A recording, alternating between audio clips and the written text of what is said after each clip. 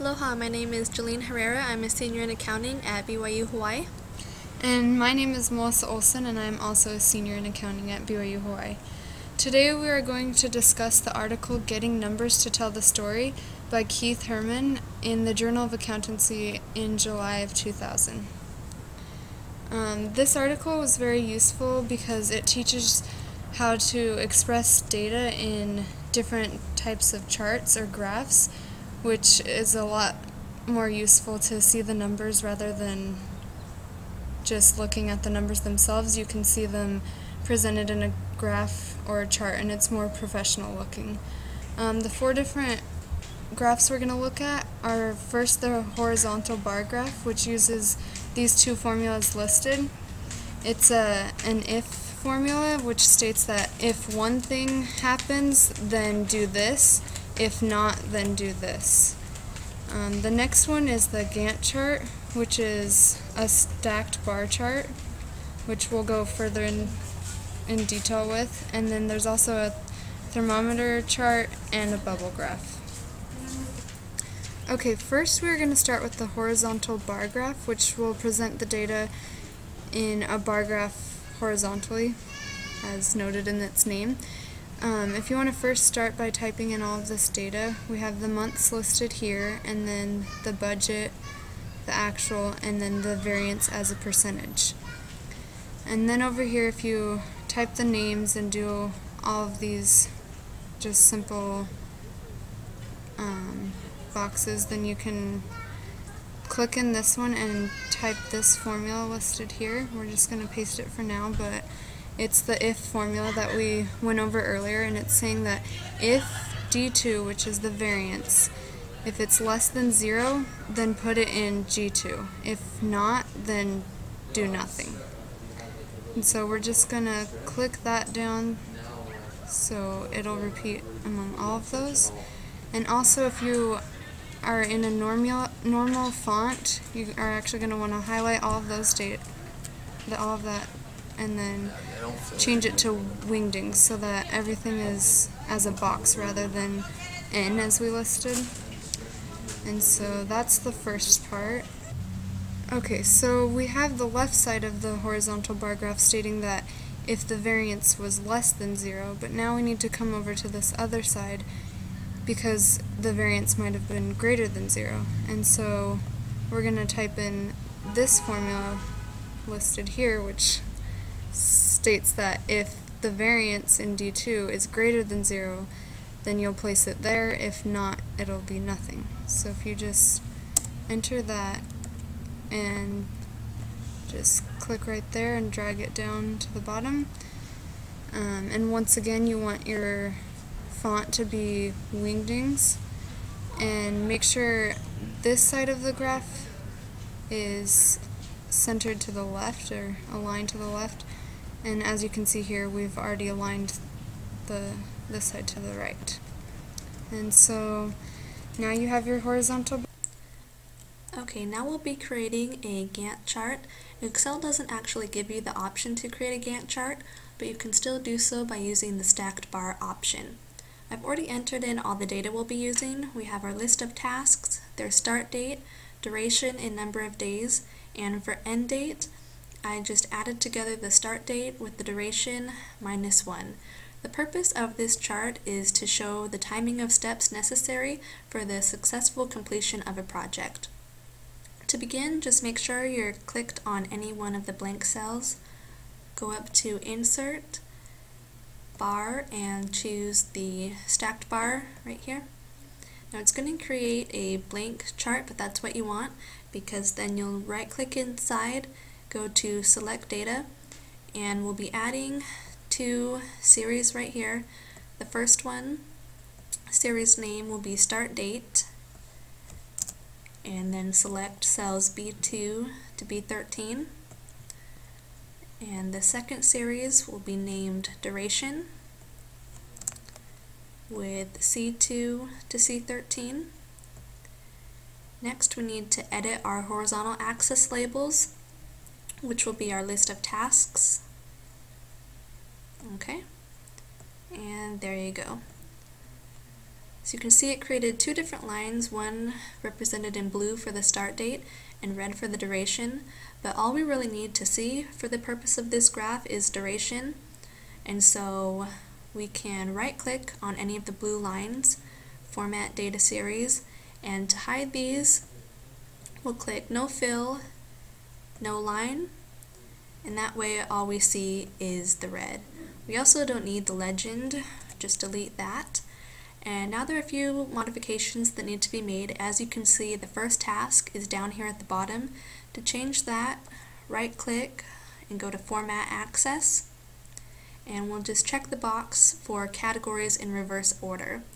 Also on Excel options, we can change the fact that the dates are appearing at the top of the graph by choosing to have the horizontal axis cross at maximum category. Okay, next we need to get rid of this blank space here. To do that, we need to have these dates represented in numerical form.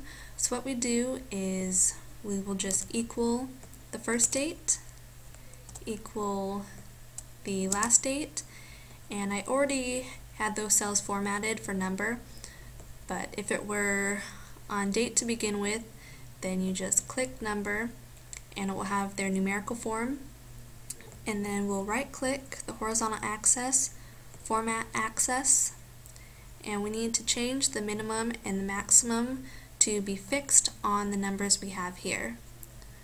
So minimum will change to 40,176, maximum will make 40,260 just to give us a little room, and there you go.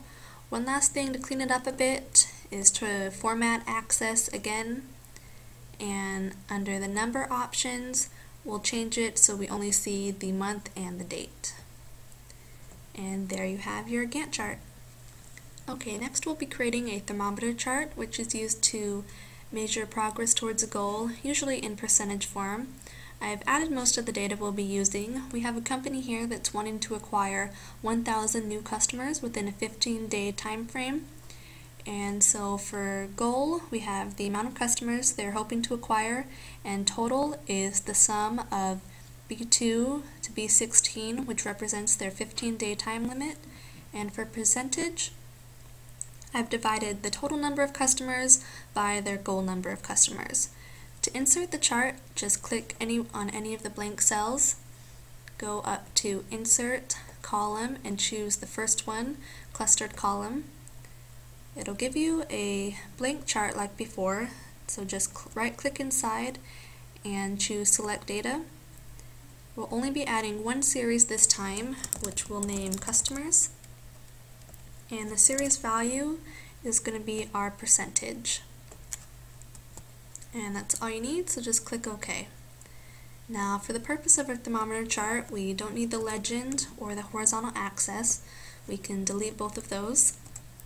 And we also want to get rid of the space on either side, so just right click, Format Data Series, and on gap width here we'll just change that to 0. Now this is called a thermometer chart, so we want to make it look a little bit more like a thermometer. And next you can see that it only goes up to 50%, but we want this to represent 100% of our goal. So right click, Format Axis, and minimum we'll leave it 0, but fixed is going to be 1, so that it goes all the way up to 100%, and you can close that. Okay, one last thing, we want to right click, Format Data Series again, and for fill we're going to make it a gradient fill. You can choose any of the colors, I'll just use the one that came up. Close, and so that we can see exactly where we're at, you can right click and choose Add Data Labels. Just bring that on to our colored part to make it a little bit more visible, bold, and change the font color to white. And there you have. Okay, last we are going to do the bubble graph. If you want to type in all of this data we have here, first we have the company A through company G, and then their number of products, and the sales in dollars, and then what percent of the market that share is. And they all add up to a total of 100%. Okay, so you're going to start by first going to Insert, and if you just click on this box next to the charts, you can go down here and you see the bubble chart, and so you want to click that first one and just click OK. And so now we need to put our data in here, and so you're just going to right click that and go to Select Data, and for the chart range you're just going to highlight all your data from B2 all the way to D8. And so now that you have that, you can just click OK, and we'll make this a little bit bigger, and there you have your bubble chart. And then there's different ways to format it. If you want to go to Layout, you can add a chart title. We'll do one that is above the chart, and we're gonna highlight that and call it the Industry Market of Study. And then you can also add the axes titles. We'll start with the horizontal one, do it below, and all of these numbers down here represent the number of products. And then we'll go to our vertical axis and we'll do the rotated title. So click that, and then this refers to their sales. Okay, so now we have everything labeled, and then we can click over here on this series box. You can go ahead and right click it and just delete that because we don't really need that since we just have one. And then also if we want to make these bubbles a little more clearly defined, you can right click it, go to Format Data Series, and then we'll go to Border Color, and we'll just do a solid line. And we'll just keep the color black and just close that. So now you can see the circles better. And then also we can't really tell what the circles refer to, so if you just once again right click any of the circles, and we'll just go to Add Data Labels. And so what that does is it adds these sales here. So if you just click on that and click inside the box, you can see that the 7500 number refers to company D. So you just delete that and type in company D, and we'll just pause here and go ahead and do that for everyone.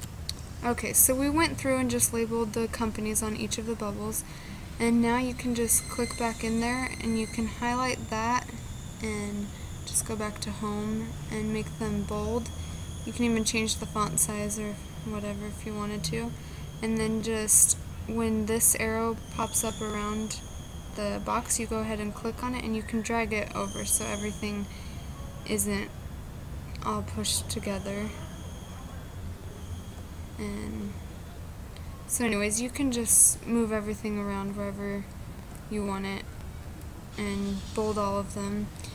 And so as you can see, bubble graphs like this are very useful, especially when you have 3 different variables that you want to look at, because you can have them each on the axis and then also this one around each of the bubbles. And so this is the 4th graph that we discuss in the article, Getting Numbers to Tell the Story. And as you can see, that they were all really useful in portraying your numbers in a different way. Thank you, and aloha. Your thermometer graph. Bar graph.